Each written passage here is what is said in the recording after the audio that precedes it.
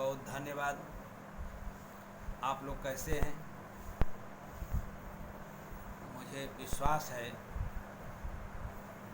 कि आप लोग अच्छे ही होंगे। कोविड-19 यानी कोरोना वायरस की इस महामारी के दौरान आप लोग के बीच मैंने वीडियो प्रतिदिन भेज रहा हूँ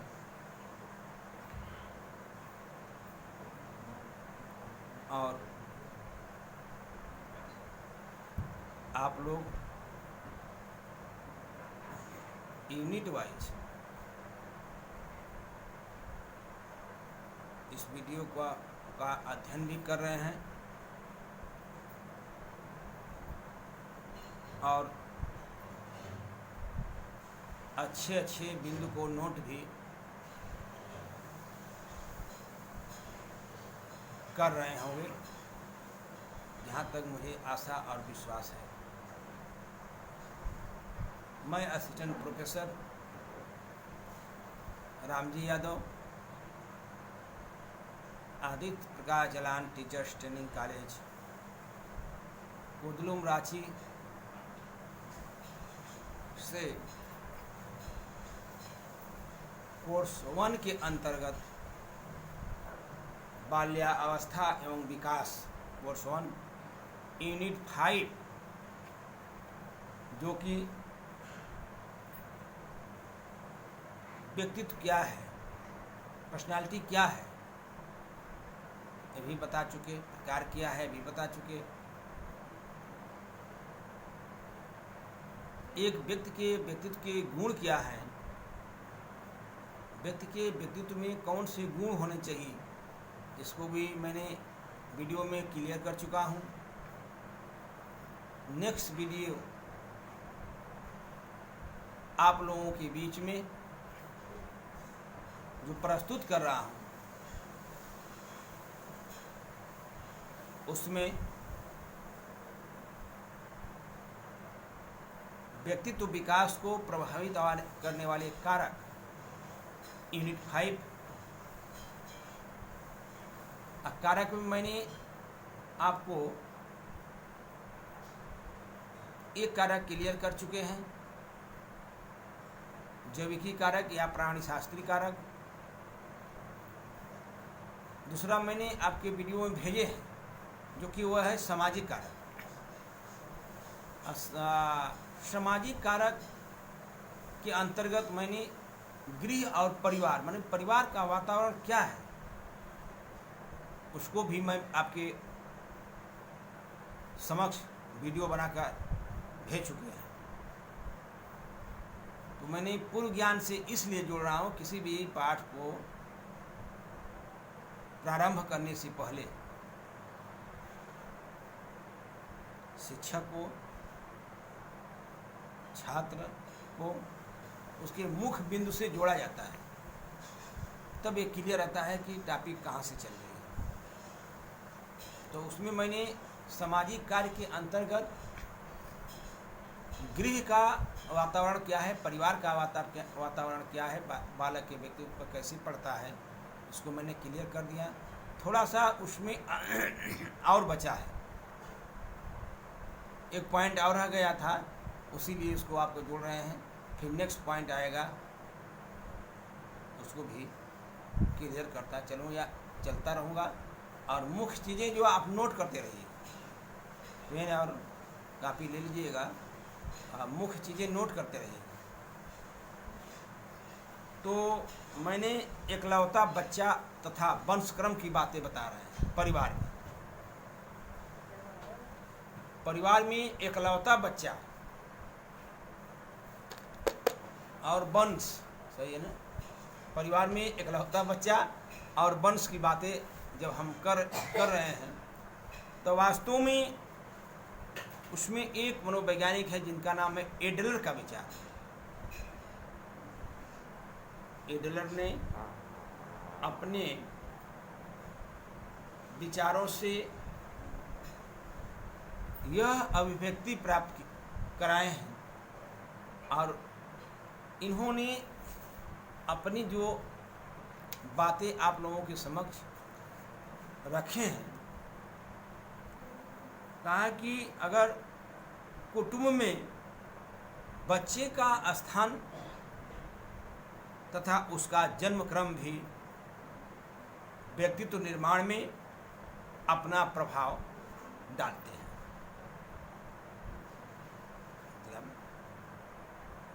व्यक्तित्व निर्माण में अपना प्रभाव स्पष्ट रूप से डालते हैं कुटुंब में, जन्म क्रम में। और इकलौते बच्चे की जब हम बातें करते हैं कि उसका व्यक्तित्व पर प्रभाव क्या पड़ता है, कैसे पड़ता है, तो मैंने जब परिवार की बातें करते हैं तो परिवार में यदि बच्चा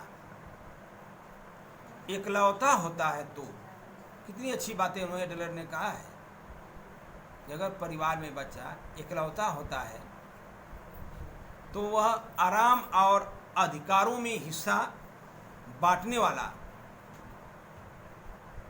कोई नहीं होता है। उसके आराम में और अधिकारों में हिस्सा बांटने वाला कोई बालक या परिवार का सदस्य नहीं होता है। इतना तो क्लियर है कि इकलौते बच्चे के व्यक्तित्व पर क्या प्रभाव पड़ता है। जब मैंने एडलर की बातों से सुने, एडलर की बातें जब मैंने पढ़ के आप लोगों के समक्ष रखा, तो इसमें बड़ी ही एक अच्छी लाइन मिली कि उसे माता पिता का प्यार भी प्रचुर मात्रा में मिलता है। अगर अकेला बच्चा है तो उसको माता पिता का प्यार जो सबसे अधिक प्रचुर मात्रा में मिलता है। अब प्रचुर मात्रा में प्यार मिलना, अब तो समझी गए हो कि बच्चा बिगड़ रहा है कि सही होगा। उस स्थिति में बच्चा बिगड़ रहा है, अकेले है तब तो ठीक है। अभी नेक्स्ट इस चीज़ को और क्लियर कर देंगे कि प्रचुर मात्रा में प्यार मिल रहा है तो बच्चा क्या कर सकता है। तो इन सबके अगर हम परिणाम स्वरूप उसमें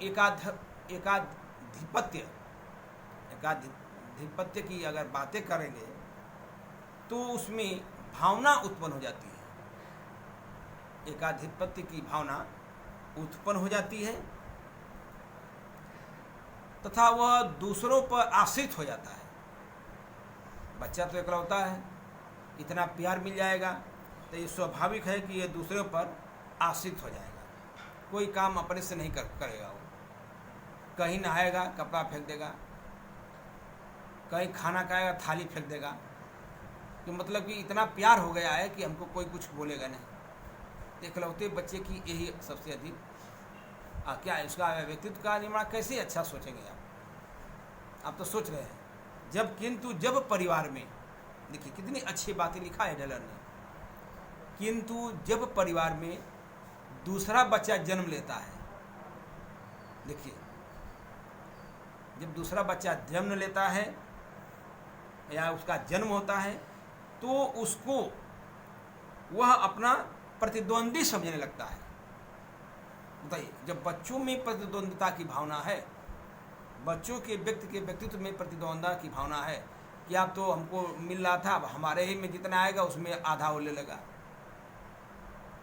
कोई चीज़ खरीद के लाइए इकलौते बच्चे के अंतर्गत, तो तब तक क्योंकि पहले मैंने लाड प्यार बहुत दे चुका हूँ, इतना दे चुका हूँ, आराम इतना दे चुका हूँ, अधिकार इतना दे चुका था कि उसका कोई छीनने वाला नहीं था। जब दूसरा बच्चा का जन्म हुआ तो वह बच्चा उसे अपना प्रतिद्वंदी समझने लगा। किस लिए?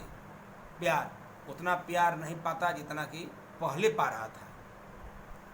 तो अगर प्रतिद्वंदी और उसे वो बच्चा प्रतिद्वंदी समझ कर उसे ईर्ष्या और द्वेष करने लगता था, ईर्ष्या और द्वेष दोनों करता था।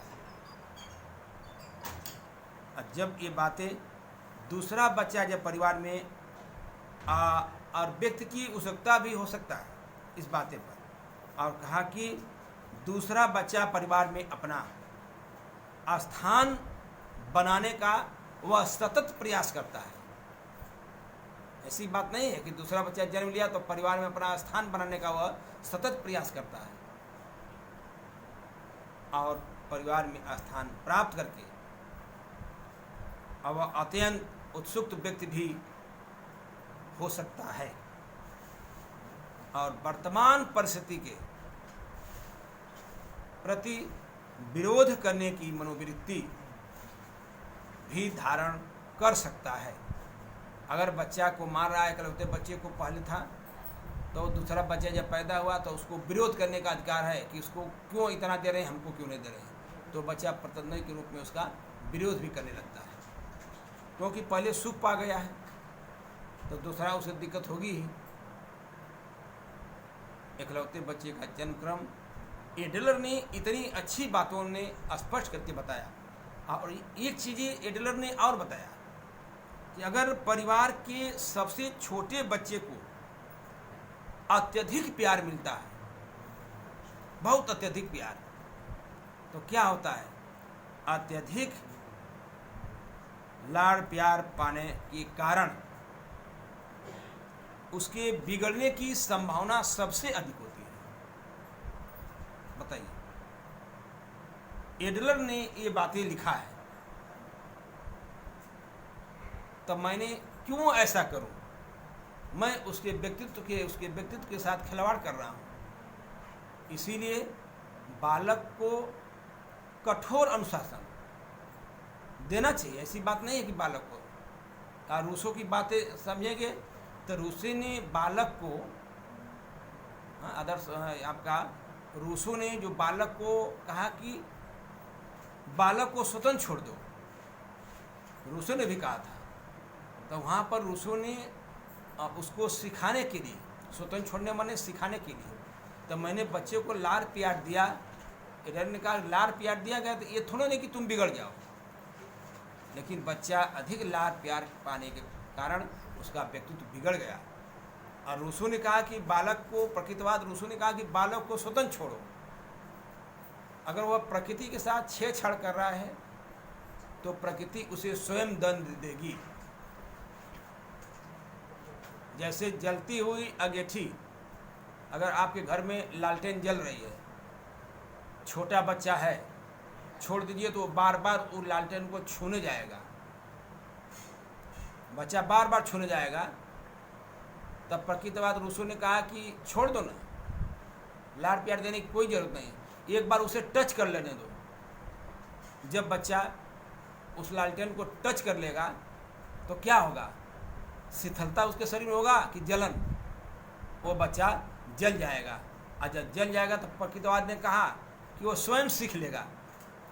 फिर लालटेन जलाइए, उस बच्चे को उसके पास ले जाइए, हाथ पकड़ कर उसको छुआइए ना, वो जितनी उसके पास शक्ति रहेगी वह हाथ अपनी तरफ खींचेगा, क्योंकि वो सीख लिया कि इससे हम जल जाएंगे। तब प्रकृतिवाद ने तो भी वही चीज कहा। तो अत्यधिक लाड़ प्यार बच्चे के व्यक्तित्व को प्रभावित करता है। बाद में चल के यही प्यार बच्चे पाने के लिए उत्साहित होते हैं, और जब नहीं मिलता है तो तमाम चीज़ों का उन्होंने उल्लंघन करते हैं और उसका व्यक्तित्व वहीं बिगड़ जाता है। तो मैंने अभी परिवार की बातें ये चीज़ बताया है कि सामाजिक कार्य के अंतर्गत परिवार, घर एवं गृह की भूमिका क्या रही है। आज जाके यह क्लियर हुआ परिवार की भूमिका। उसी सामाजिक कारक में एक चीज़ें और है जिसको कह सकते हैं हम पास पड़ोस तथा पाठशाला। कितनी अच्छी बातें हैं, पाठ पड़ोस तथा पाठशाला। क्या बालक की व्यक्तित्व को, देखिए कितनी अच्छी, बालक के व्यक्तित्व को प्रभावित करने वाले कारक में एक पॉइंट है पास पड़ोस और पाठशाला।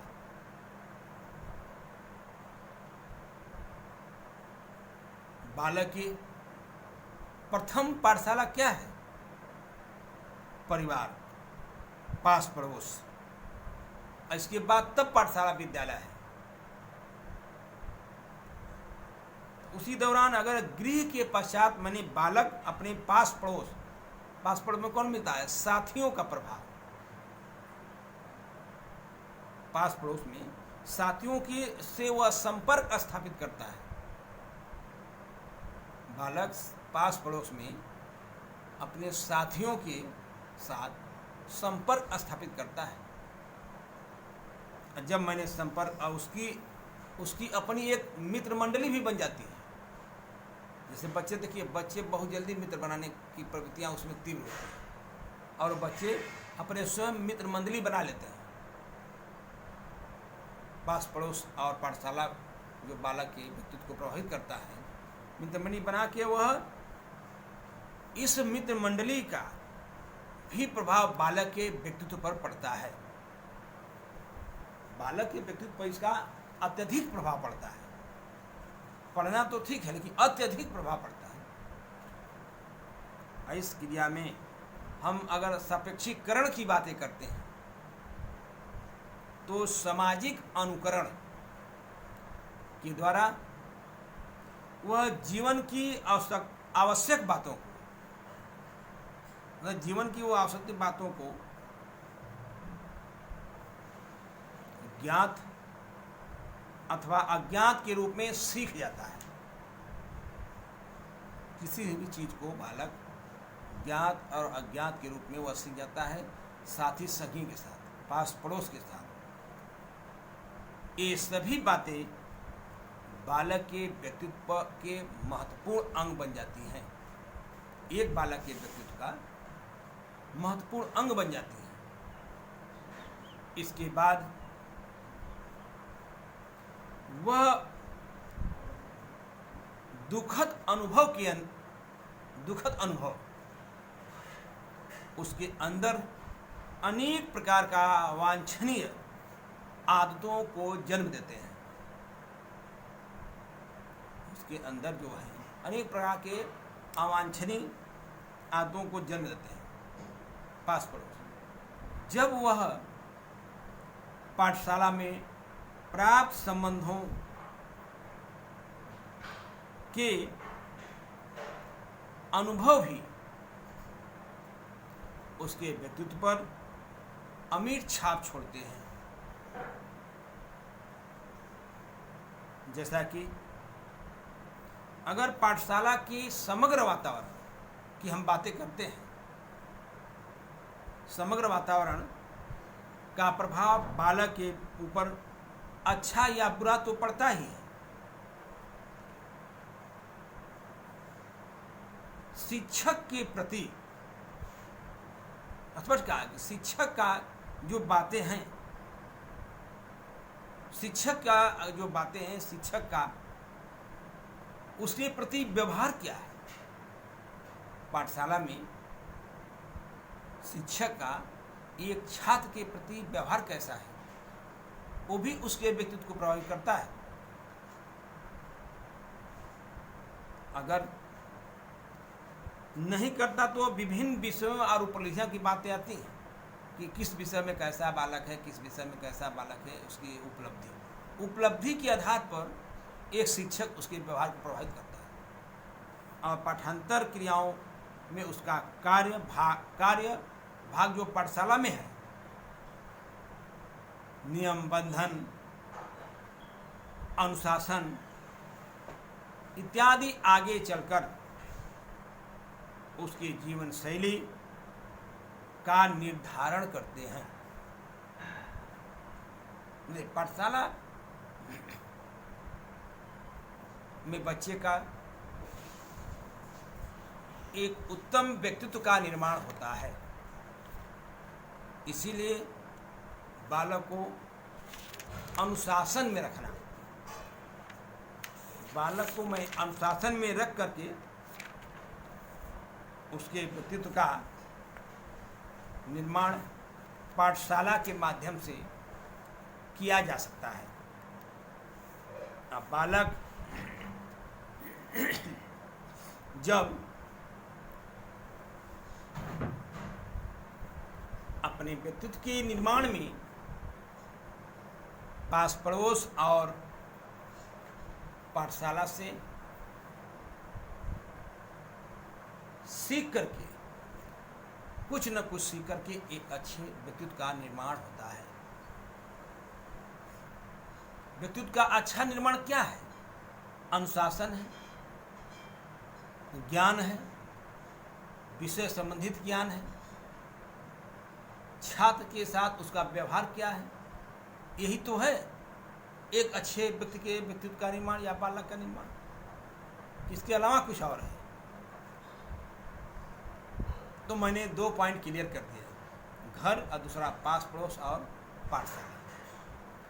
सामाजिक कारक के अंतर्गत सबसे इंपॉर्टेंट पॉइंट है वह है आर्थिक और सामाजिक दशा। बताइए, क्या बालक की व्यक्तित्व को उसकी आर्थिक दशा प्रभावित करती है? मनोवैज्ञानिकों ने इस चीज से सहमत है कि बालक की आर्थिक दशा व्यक्ति के व्यक्तित्व को प्रभावित करती है, बालक के व्यक्तित्व को प्रभावित करती है। अगर प्रायः यह देखा जाता है कि कितनी अच्छी बात है, आप देखे भी हैं, साधारण भाषाओं में कहते हैं कि अक्सर यह देखा जाता है कि जिन घरों की सामाजिक तथा आर्थिक स्थिति अच्छी होती है, कितनी अच्छी बात है कि जिस घरों की सामाजिक और आर्थिक स्थिति अच्छी होती है, उसके बालकों की अगर मैंने बालकों के व्यक्तित्व का निर्माण स्वाभाविक तथा समान रूप से होता है। स्पष्ट कहा कि स्वाभाविक तथा सामान्य रूप से होता है। क्या मतलब अच्छा आर्थिक स्थिति जिसकी है, उसके व्यक्तित्व का निर्माण भी स्वाभाविक और समान रूप से होगा। अगर उनका व्यक्तित्व सुनियोजित तथा सुसंगठित होता है, स्पष्ट कहा कि सुनियोजित तथा सुसंगठित होता है, किंतु बताइए, किंतु जिन घरों की आर्थिक और सामाजिक स्थिति खराब होती है, का उसके बालक का अच्छा व्यक्तित्व होगा? आर्थिक स्थिति खराब होने के कारण बालक की वेशभूषा, बालक का पहनावा, बालक का खान पान बालक के व्यक्तित्व को प्रभावित करता है। लंच के समय अगर बालक का टिफिन खुल रही है, अच्छे परिवार से जो बालक हैं वो देखते हैं कि उसकी टिफिन बहुत अच्छी बनी है, अब माँ से जाके घर कहते हैं कि माँ मुझको ये चीज़ बनाओ। ये नहीं कहते हैं कि मतलब कि वो ये चीज़ लाया था, वो भी लाया था अथा एक कहा, लेकिन माँ अगर आर्थिक स्थिति से परिवार कमज़ोर है तो क्या उसके व्यक्ति के व्यक्तित्व पर प्रभाव नहीं पड़ेगा? बिल्कुल पड़ेगा।